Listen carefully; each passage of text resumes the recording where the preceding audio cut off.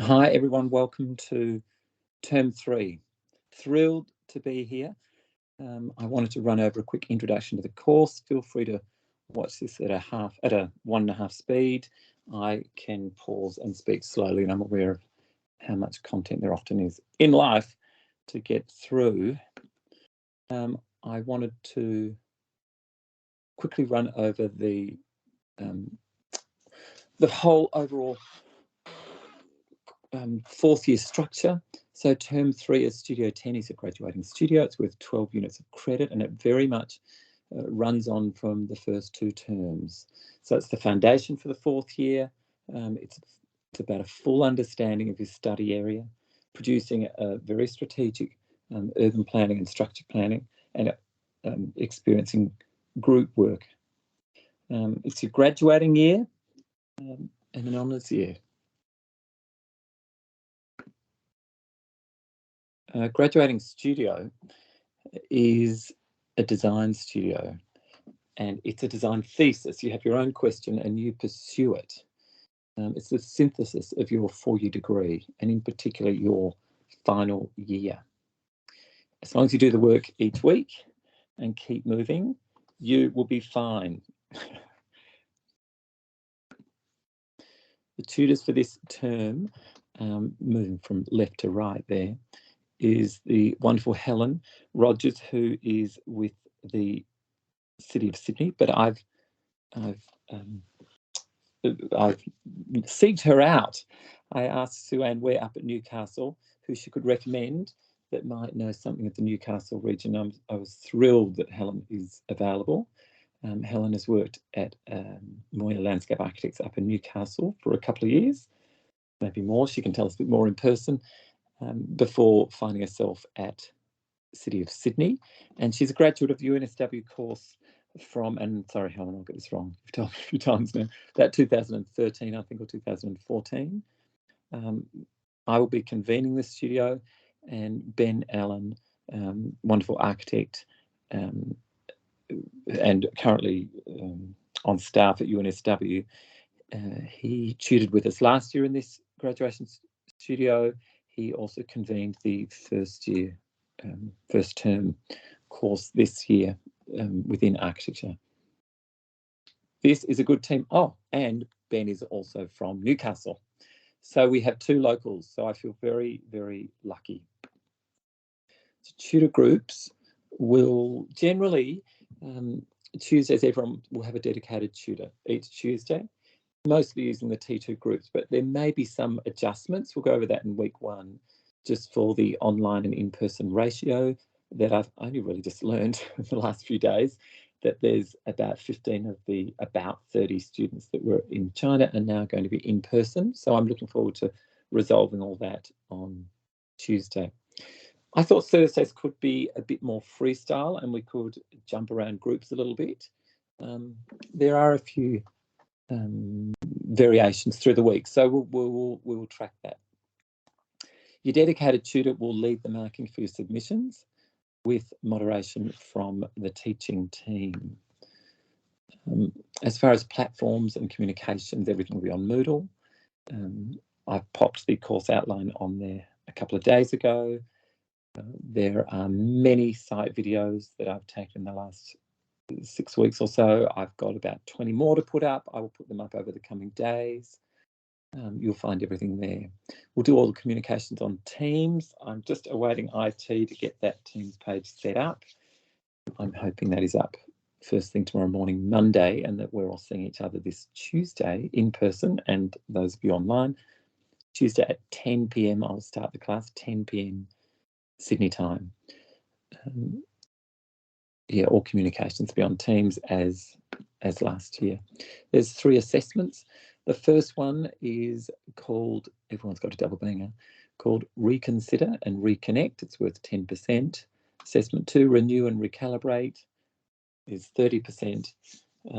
Assessment 3, Regeneration plus Re-See, is 60%. All of these I will speak to in greater depth in separate recordings, but that's the overall breakdown.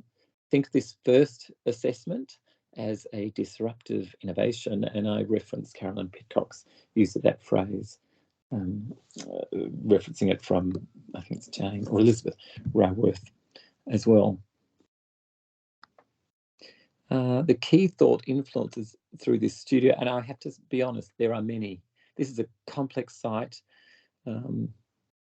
It's big and there's complexities ahead, as you all realise that. And hopefully by now you might have read over the assessment one that I put up on Moodle, and you'll see you've got some choices to make there. But the key thought influences, Carolyn Pidcock is an architect.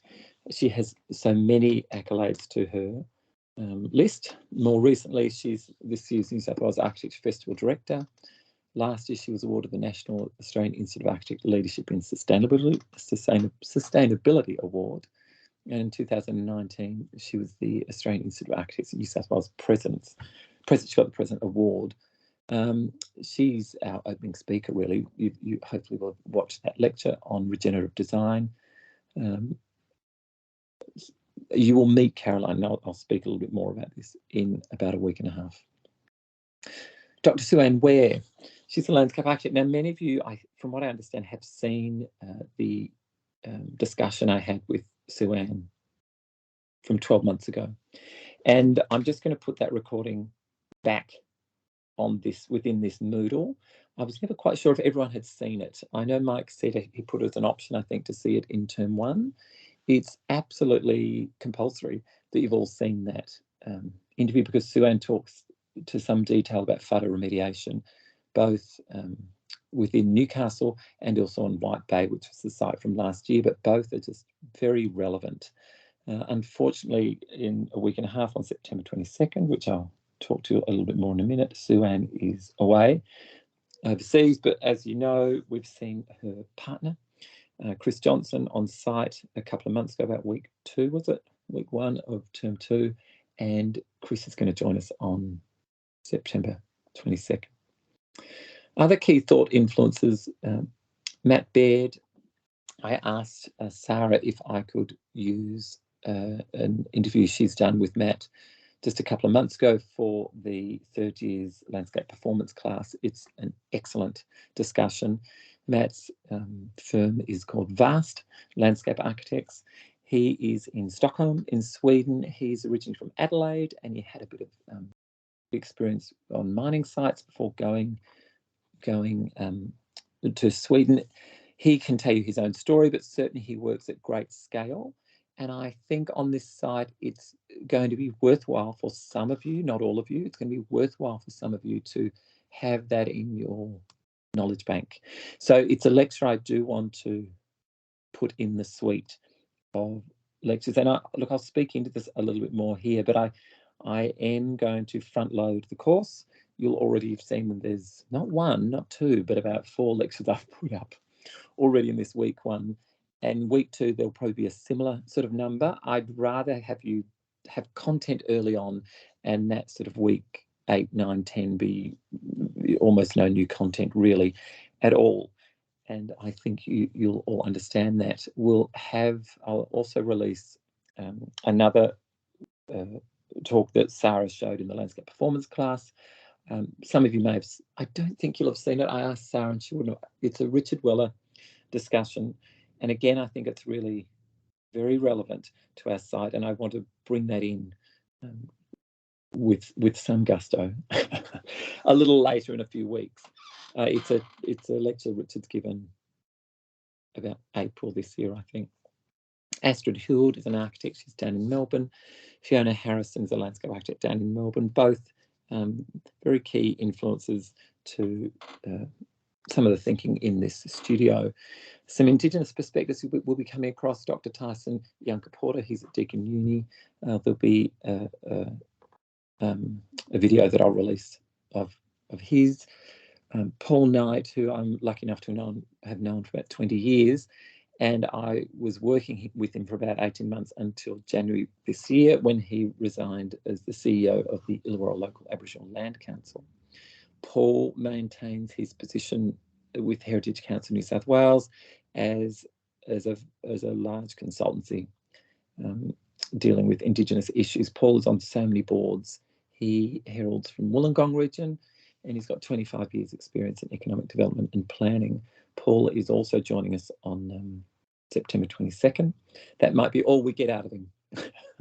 But I've been working with him, so I do have some sense of some of his thinking. Some of you will have heard me refer to him a little bit.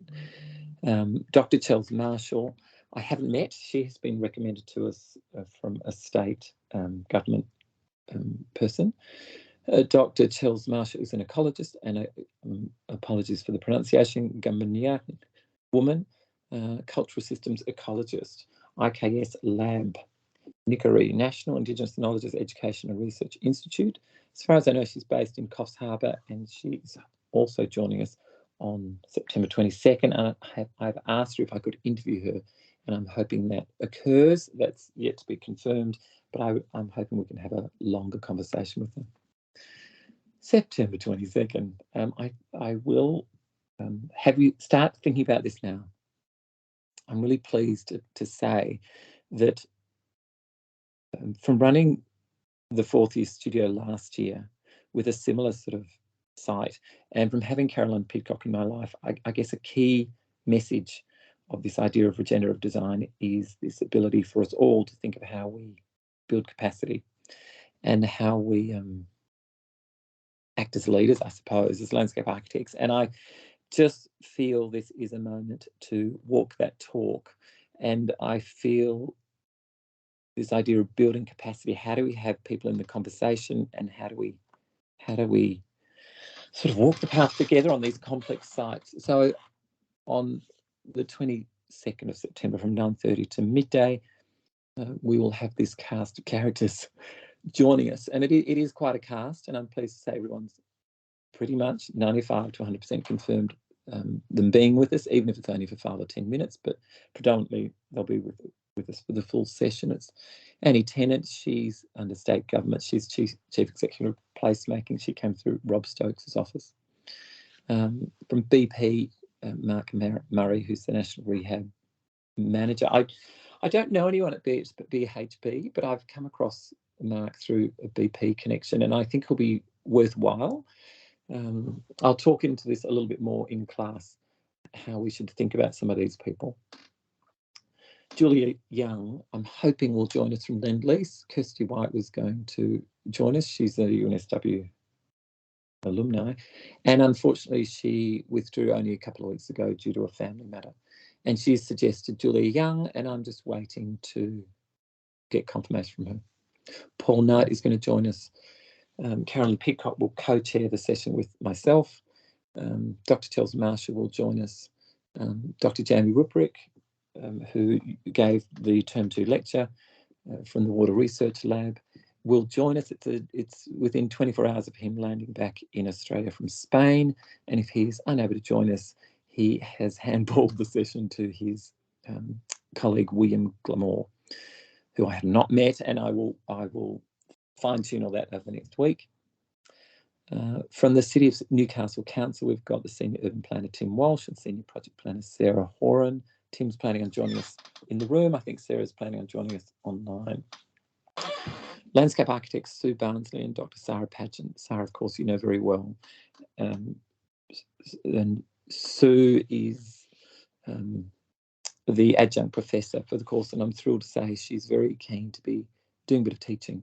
So it's somewhat of an informal way we'll have her, but as it suits her schedule and ours, Sue will be with us, I'm going to guess, 2 to 4 times over the term, and I'm just thrilled actually to have her voice in the room. And she said she'll be able to join us on this September 22nd, Redemption Day. Did I say it's called Redemption? Radical Collaboration, Redemption. We will also have the Newcastle Harbour Master, Vikas Bangla. I've spoken with him this week, and he's an incredibly interesting guy, and he's short on time, but he said he would absolutely love to join us, thinks more students should be involved. He's got a lot of experience. He was the Harbour Master up at the Pilbara Dampier port, which is the largest port in Australia, and he's been 20 years at sea. He has a lot of experience sort of foresight, and he's now the harbour master of the #1 urban port in Australia, our Newcastle. I'm sorry, I don't know his last name, Cameron. He is one of the co-owners of the Earp Distillery, and they import the tiles as well. He's also on the Newcastle Tourism Board, I think he mentioned to me. I'm following him up. He's very keen to join us. I'm hoping he can be with us for the full session. We will start the day on the Thursday with the top 3 graduate students from last year. Please don't be overwhelmed by them. Please only be inspired by them, and do realise that you are 10 weeks off your project, and these are the top 3 projects. They were 3 excellent projects, and I suppose if this radical collaboration session wasn't on, I would have thought to show you their projects later, honestly, probably more like week 8. But I really want those projects to have their own voice and to be showcased a little to this audience, as I would expect of your projects further down the track when they're more developed. I mean, I think landscape architects have to have their work out and advocating for change. And I think there's nothing stronger than these types of projects. But Louis, Sherelle and Sam are all going to join us. I think Louis is online and Sherelle and Sam will be in the room with us, which will be terrific. They'll present 10 minutes each and start the day. Last year, this year, they were 20-minute presentations, so they will have had to shrink them so they fit. The general studio culture, it is a design studio. The drawing culture, it is going to be about making meaningful drawings. I'm very big on asking you to largely produce the drawings that you need to produce to show your design, your principle, what you're focused on, to show your focus of the site, how you see it, etc. And we will work this out as we go. Personally, I still think a good section of plan and perspective are an essential trio in sketch development and final. Models and 3Ds also. Last year we dropped the model, everyone was online fully, and this year that's certainly changing, but we can talk this through the term. But at the moment, I'm not putting any compulsory requirement on building a large model for the exhibition. Some of you may like to do that. That's something we can talk through as the term goes by, particularly the last sort of 4, 5, 6 weeks. I will be putting model making in as a more design development, resolve, like a sketch type of proposition. Sections. Not only do I love sections, I think you have to love sections, and I think this site requires you to love sections. And you'll see from assignment 1, this idea of the deep cut very much takes, I want your mind to be taken into, if it hasn't already, and for some of you I know it has, and for others I think it must go there, is to start to think deeply about the site, and I mean that geologically as well as metaphorically, spiritually. And there's nothing better than a good section. So start working on good section graphics. Look them up. Look up Pinterest. What's working? Develop good section graphics. Iterative hand drawing. That's always been a mark of your full degree, and that will remain so for this graduation studio. It's how we test, explore, and resolve. New drawings are a continual process. Please name your files correctly and keep your process log going. And that's most, I think, you've been doing Padlet. At the moment, I'm not planning on picking Padlet back up. I'm happy to if people really want to, but and certainly was good for keeping your process log in sort of order, really. But your process log is something that it becomes part of influencing your final grade. It's not graded unto itself, but it becomes something that is very influential to it at the end of it. Design studio culture, sharing. Now this is fostered in Reconsiderations, Reconnections assignment 1, and I do like Karen Peacock's sentiments around this idea of befriend and this idea of reciprocity. The Illawarra Local Aboriginal Land Council language term, which I used in assessment 1, that Napaji, is very much about that. You know, you do something for me, I do something for you. I think it's a very good culture to be fostering, particularly as the landscape architects move into this having to deal with everyone, which we certainly will be doing on September 22nd. And that is a very open discussion about questions for each other on September 22nd. But this idea of sharing, I think we can really foster students that aren't in country or haven't visited the site, students that have visited the site, just being as generous as you can with what information there is to share, etc. Feedback sessions. We cannot provide feedback if there are no drawings. And no drawings, there's no crits. And I'm picking up on a Mike motto there. Sorry. And if online JPEGs, have the JPEGs readers share and send to us so we can draw over them. Watch all the lectures, watch all the videos that are already up. I think there's about 20 there so far. Certainly the one Ben, that flyover of Newcastle, does give a wonderful sense of the scale of this site. So it's key to watch. That's about all I've got just in this course introduction. I'll do another short video just specifically about assessment 1. Bye for now.